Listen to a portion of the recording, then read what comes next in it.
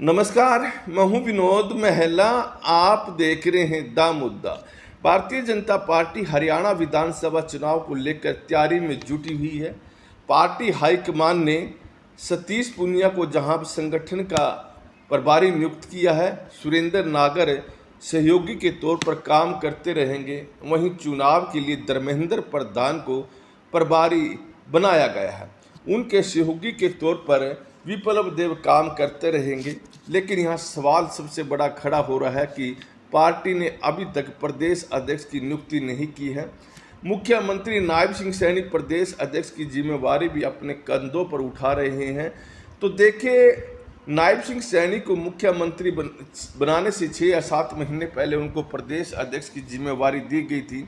लेकिन लोकसभा चुनाव से कुछ समय पहले भारतीय जनता पार्टी ने मनोहर लाल खट्टर को मुख्यमंत्री पद से हटा दिया था, तो उनकी जगह नायब सिंह सैनी को मुख्यमंत्री बना दिया गया था। लेकिन तभी से नायब सिंह सैनी मुख्यमंत्री और प्रदेश अध्यक्ष दोनों का कार्यभार अपने कंधों पर डाले हुए है। उम्मीद की जा रही थी कि लोकसभा चुनाव के बाद भारतीय जनता पार्टी का हाईकमान प्रदेश अध्यक्ष की नियुक्ति कर देंगे और नायब सिंह सैनी के कंधों पर जो डबल बोझ है वो आधा बोझ कर देंगे। लेकिन अभी तक ऐसा होता दिखाई नहीं दिया है। बताते हैं कि भारतीय जनता पार्टी का हाईकमान चिंता में है कि किन को प्रदेश अध्यक्ष बनाया जाए। दरअसल यहाँ राजनीति जाट गैर जाट की रहती है।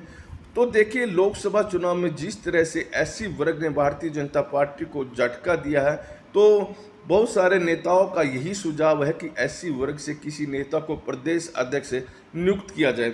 लेकिन सवाल खड़ा होता है किन को यह जिम्मेवारी दी जाए, क्योंकि झटका जो दिया है वो रविदास समाज को मानने वाले समाज ने दिया है। उन लोगों ने भारतीय जनता पार्टी के बजाय कांग्रेस का साथ इस दफ़ा चुनाव में दिया है। तो क्या इस वर्ग से ही प्रदेश अध्यक्ष नियुक्त किया जाए? तो देखें, इस वर्ग से एक ही नाम आता है जो हरियाणा की सियासत में माना जाता है, कृष्ण लाल पंवार, जो राज्यसभा के सदस्य हैं। तो इससे पहले वो कई बार विधायक भी रह चुके इंडियन नेशनल लोकदल के टिकट पर।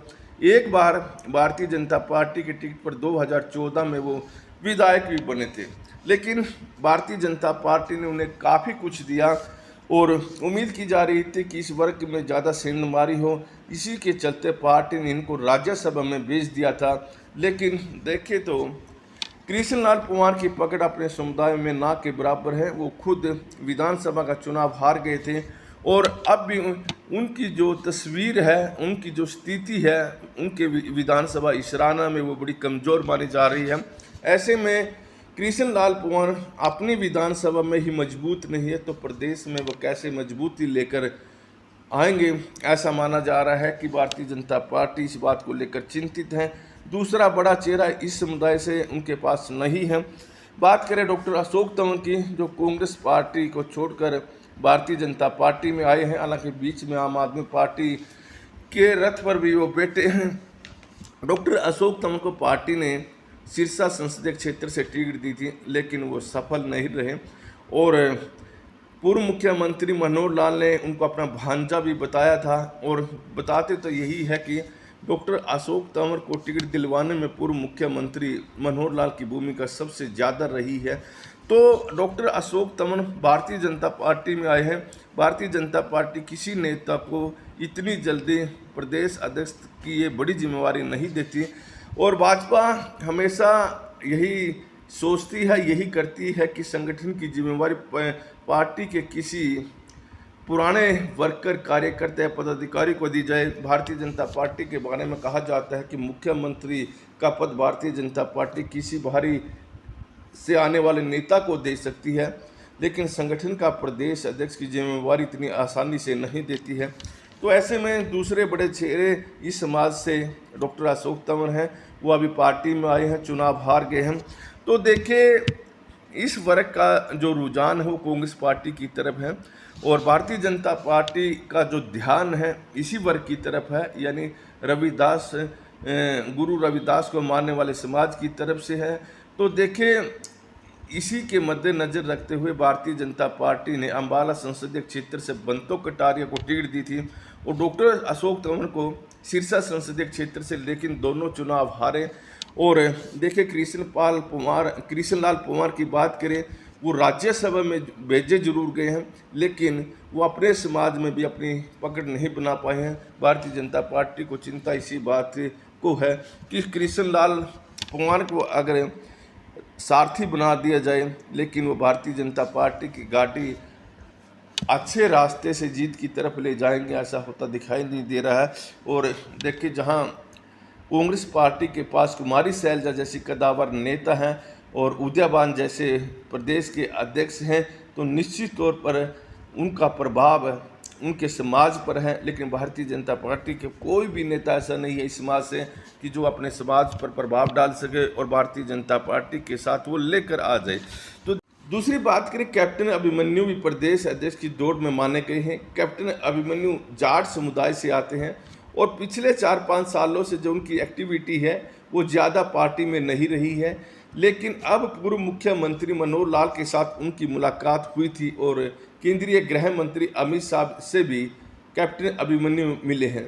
कैप्टन अभिमन्यु भारतीय जनता पार्टी के हरियाणा में कद्दावर नेता हैं और संगठन में पहले भी बड़ी भूमिका निभा चुके हैं।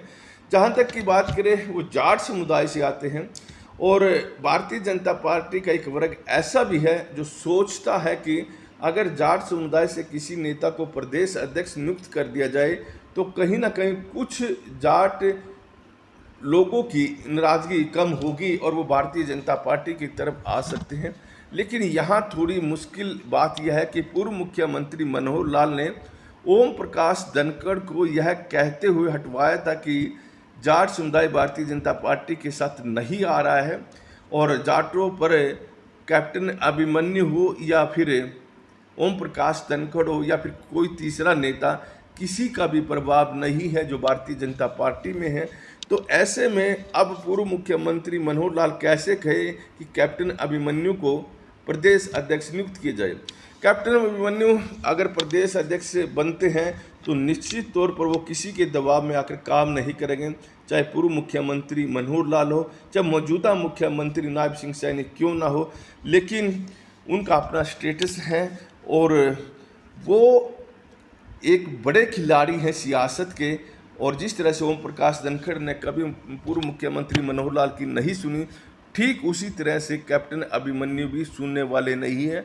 वो अपने तरीके से काम करेंगे। यह बात पूर्व मुख्यमंत्री मनोहर लाल भी अच्छी तरह से जानते हैं और नायब सिंह सैनी भी अच्छी तरह से इस बात से वाकिफ है। ऐसे में क्या जाट समुदाय से आने वाले किसी नेता को प्रदेश अध्यक्ष नियुक्त किया जाएगा या फिर एससी वर्ग से आने वाले किसी नेता को? और एससी वर्ग से आने वाले अगर किसी नेता को प्रदेश अध्यक्ष बनाया जाएगा तो भारतीय जनता पार्टी की इच्छा यही रही कि जो गुरु रविदास को मानने वाला समुदाय है, वहीं से किसी न किसी नेता को प्रदेश अध्यक्ष नियुक्त किया जाए। लेकिन एक बात और सामने आ रही है कि हो सकता है कि भारतीय जनता पार्टी किसी वाल्मीकि चेहरे को या किसी दानक चेहरे को वहाँ से भी प्रदेश अध्यक्ष की नियुक्ति कर सकती है। भारतीय जनता पार्टी यहाँ पर सियासत कर सकती है कि रविदास को मानने वाला समुदाय भारतीय जनता पार्टी के साथ आएगा ही नहीं। और तो देखिए, जो दूसरा वर्ग है इसी एससी वर्ग में, वो भारतीय जनता पार्टी के साथ आ सकते हैं, जिसमें वाल्मीकि समुदाय हैं, धानक समुदाय है या फिर सहसी समुदाय है। और यहाँ अगर बात बनती है वाल्मीकि समुदाय की तरफ से कृष्ण बेदी बड़े नेता हैं, तो वहीं सुनीता दुग्गल धानक समुदाय से आती हैं, बहुत पढ़ी लिखी भी है, महिला भी हैं। तो ऐसे में उनका नंबर भी पड़ सकता है। खैर, अब ये देखने वाली बात रहेगी कि विधानसभा चुनाव से पहले भारतीय जनता पार्टी प्रदेश अध्यक्ष की नियुक्ति करती है या फिर नहीं करती है, या नायब सिंह सैनी दोनों पदों की जिम्मेवारी अपने कंधों पर लेकर चुनाव में उतरेंगे और चुनाव के बाद फिर भारतीय जनता पार्टी किसी नए चेहरे को प्रदेश अध्यक्ष नियुक्त करेगी।